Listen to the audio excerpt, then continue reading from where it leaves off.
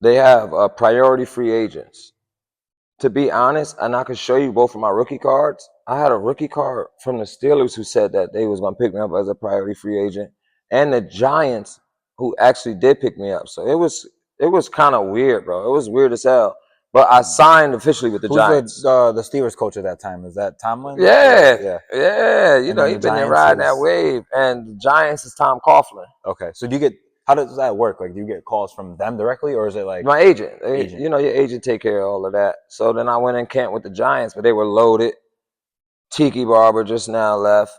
Ahmad Bradshaw was going crazy, and they had the big dude, Brandon Jacobs, I Jacobs, think. yep. Oh my goodness, was a 6'4", house. I remember when I was in 230, camp, bro walked past the room like, yo, what's up, fellas? I was like, bro, he a left tackle, bro. That's a running back. Nah, that's a running back. Welcome to the Brandon NFL. Jacobs, welcome to the NFL. Yeah, right, that type of shit. So, yeah, it was crazy. But, yeah, and then I went in camp with them. They wanted me more as a special teams guy, but the only thing I did was return. They wanted some, you had to be a gunner, you had to be something like, you had to do something on special teams. And that wasn't really my forte. I was kind of rusty at that stuff. So we can't keep you as a main running back. So we need to release you or, we're not going to bring you back. It was rookie minicamp.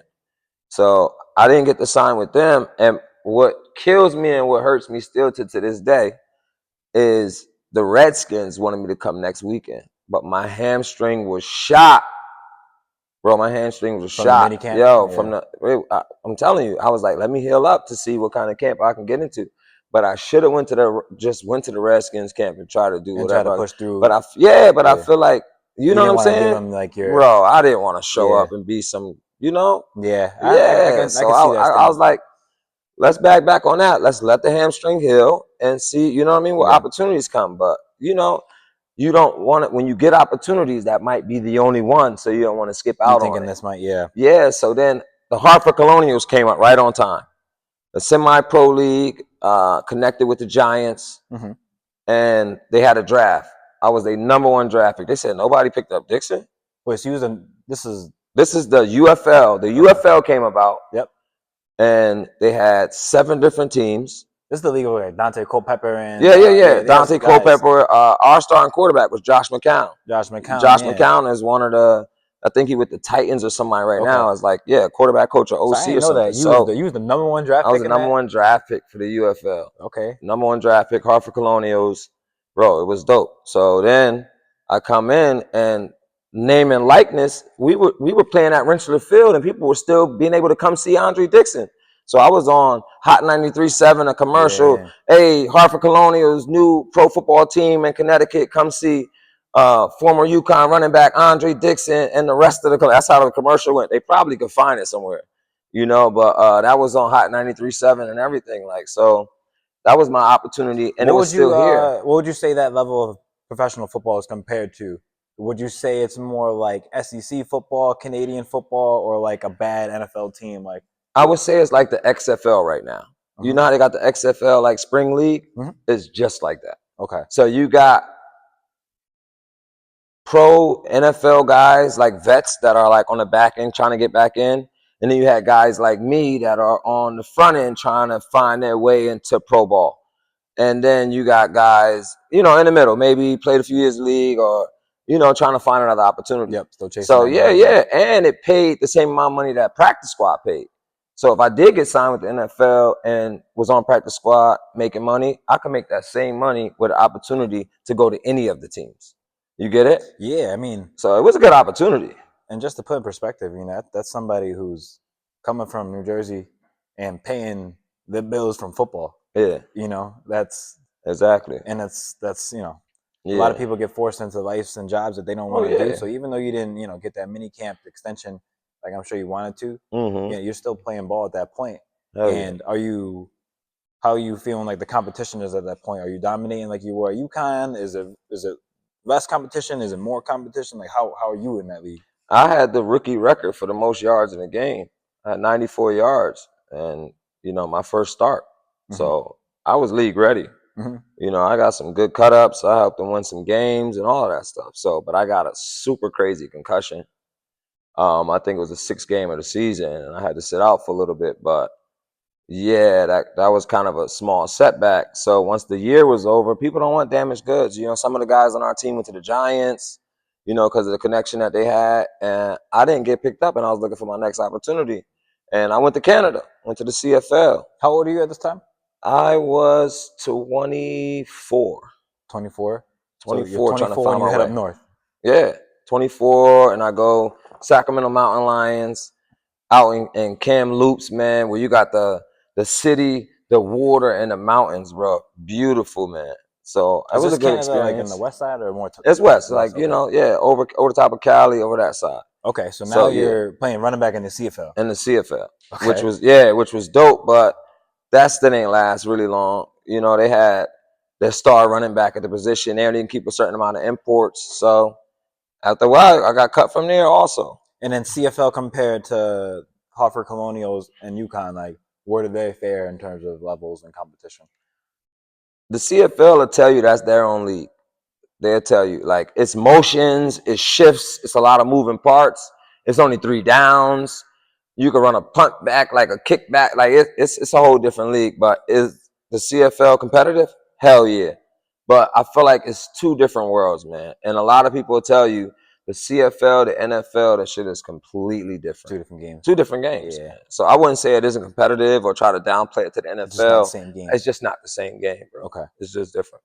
So you're about what, 25 here? Yeah. And now CFL is no longer. And they came with another startup league. You know, and I tore my ACL and had to get ACL reconstruction. That's another year off. So now think about it. I'm 27, 28, you know. It's looking spooky. Yeah, it's looking spooky. It's like, yo, where you know what I'm saying? I still got the slice of money right now. You know what I mean? It's looking spooky. Like, what's next? Yeah. You know, so another startup league came, and it was called like the XFL or something like that. Before the XFL they have now. Yeah, because I was playing for like the Orlando Black Tips or something like that. You know, trying to get opportunities, but that was crazy too, bro. They was giving us 2 hot dogs and 1 bun, like you know what I mean? Yeah. Big pause, but you know what I mean? Yeah. Far from the Giants, where you got a whole spread and all of this stuff. So it was a whole different world, man. But I was willing to take on any opportunity, especially I ain't take that Redskins opportunity at that time. You know what I mean? And Robert Morris or whatever Morris, that cat went crazy over there, and he wasn't even a high draft pick. So you know, it makes you think. And I think like what I'm listening to is like for the young kid that's 16, 17 years old listening to this saying, I want to be a football player. I want to play professional football. Like, this is what a real life example of what that life really looks like. You know, the ups, the downs, the in-betweens. You know, do you really love football? Or do you want to be liked on Instagram? Like, because dudes that want to be liked on Instagram or, you know, are not in it for the right reasons, you could have quit a long time ago. Very long time ago. You didn't have to keep going. Yeah, and I feel like that's why when you come to train at DHP, it's a different level. And I had a guy come here the other day. He was like, yo, coach, when I go and train myself, I never feel how I feel when I walk out of here. Yeah, because like, so before you get too deep into that, let me bring you back a little bit, right? Let me bring you back, because that was a lot. So you're 25, 26, and you just came off ACL surgery. You had a stint in the CFL, and now, you know, now what is it? Now we have these in-between years, I feel like, before we really get into the personal training business. Ultimately, we all know what we're here for. You're the owner and CEO of Dynamic Human. Yeah. You know? So, but what really led up to that? What was the beginning steps that led me to maybe a business owner or CEO of my own company? So if you go back all the way back to when I was chasing my dream, I was looking for a place to continue to stay ready so I didn't have to get ready. You know, so when I was looking for a place like what I built, I couldn't find it. Bro, I could not find that niche, that place in Connecticut where guys go to really get league ready. You know, everybody from around here, and they still, a lot of them do, they go to Florida, they go to California, you know what I'm saying? They go to Texas, you know? So, well, I was like, bro, it's nowhere that gets guys like really league ready. It was like a Parisi speed school or like, you know what I mean? Kind of like the whole dread thing wasn't up here in Connecticut. Yeah. That type of mentality towards football. hadn't really been here yet in the early 2000s, 2010s. It wasn't. It wasn't here. So you might have been looking for something that didn't exist. That didn't even exist. Exactly. So going back to that, yeah. So I was starting to train guys already based off my knowledge and experience that I've been through when I was training in Canada with a certain strength coach. When I trained with Jerry Martin at UConn, one of the best strength coaches to ever live. You know what I'm saying? When I was training in the UFL, you know, even the people you were training next to, yeah. You know what I'm saying? So I started to get back all the goods and all of that now, but I was like, bro, it's nothing like that over here for me to train at. You know, I met one dope guy named Mark Welch who had a niche for that type of training. Shout out to Coach Welch. Yeah, and he went out, shout out to Coach Welch. Hell yeah, shout out to Coach Welch. You already know that's my geyser. And Coach Welch went and trained with Pete Bomarito, a well-known guy that gets guys ready. He's excellent at what he do. So Coach Welch had a big insight on what it took to play at that level and what kind of training you had to do, you know, to be successful and to stay ready. So I'm happy I met up with Coach Welch, and shout out to Gino Caro also. You know, from Speed School. That's my guy right here, Fast Lane Speed School, man. He also helped me with some stuff also. But those two guys was kind of two guys I latched on to, and I kind of started training some of their athletes. I had my own guys hit me up, Max DiLorenzo, and those, you know, certain guys I started training in the beginning while I stayed ready. And then I ended up getting, you know, one more opportunity, like I said, the XFL. But, you know, as you start to get to 28 trying to get on, man, there's 21, 22-year-olds coming in, and they rather develop a guy than, you know, you know, have this old rundown car that they trying to put gasoline in the run. You know what I'm saying? So I had to move on and take training on full go. So full go, meaning you started training guys right here in Dynamic Human Performance? I got a box. In the back still. I'll never throw that box away. I started from a box and went to a building. Started from a box and went to a building. From a box to a building. That's what I be telling cats. You know what I'm saying? From a box to a building. Yeah. So back in Bloomfield, Iron for Zion, my guy Ant had a spot, and he was letting guys kind of start their business out of. I was there. Welch Fitness and Training was there. Welch Strength Training was there. Get Fit started out of there. RIP Trayvon too. That was my guy, man. Yeah. Coach Leanne was out of there with Trayvon doing Get Fit or whatever. So that's where I started at. And then, you know, once you doing something good, you got a good product, man, you blow up. So I went from having my box in the corner with all my stuff in it, locked up, lock and key. When I come in, I pop my lid on my box, and I'll train all my athletes, and then boom, boom, boom, close it up and leave, you know, right here in Bloomfield off Toby Road. And then that led to me moving to Hartford and getting a building, you know what I'm saying? So from a box to a building. So yeah, but I feel like you still skipping some steps. Like you got to Iron for Zion, you'd say at what time? What year? How old were you? I would say that was 2012. 2012? Yeah. And then what year did you open up on 218? 2017. 2017. So it's just, you know, I'm connecting some dots here from your college and your pro story to your business and your professional story as a fitness owner. Like you didn't become the owner of this building here day 1, day 2, day 3 even. No. You know, going back to redshirt and going back to, you know, taking small opportunities like special teams, you know, going now here from the crate to training out of somebody else's gym to hitting people up to, you know, searching for leads to all that. Now, not only did you, you know, going to games, handing out cards, showing face, you know, the stuff didn't happen overnight. Nah, hell no, it happened overnight. And I deal with a lot of backlash too.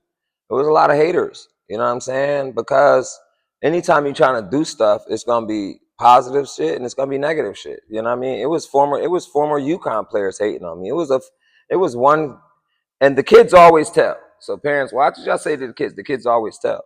I went to a game in Southington of one of my young guys. It was a former UConn like lineman or something from Southington there, and the dude must have said at his dinner table to his kids or something like, I was training a lineman to get stronger. Like anybody can train a lineman to get stronger. Most coaches that teach guys don't even play the position ever. You know that, right? Yeah. They learn how to coach the position. So I go to the game and so a little kid comes up to me, you training a lineman? Like, you training a lineman? And what? And walked off. It was weird as hell. Not even saying hi or nothing, but a few minutes later, what happens? His dad comes over. Hey, Andre, man, I heard you training blah, blah, blah, whatever the kid name was. You training the lineman, though, man? Or weren't you a running back? Like, right? Like, you know what I mean? Without even saying, like, yo, I see you trying to do good. Yeah. I see you giving back, Dixon, or whatever. Dixon, I see you still in the community. You're not from here. You still a guy giving, helping Connecticut football. The hate is going to come with this also. So that was one of my first experiences early in the game of like, yeah, people are rocking with me too, but it's a lot of hate out there too, man. You know what I'm saying? Well, taking to where you are now, I think a lot of people don't. They struggle to get to a place where they could work for themselves, make their own schedules, work off. You're not playing football anymore, but you're training kids for football. So like a lot of people don't work jobs that they like. Yeah, exactly. So and when people are happy, when people are authentic, when people are walking in their true selves, it also shines a light on things that you may be lacking in. So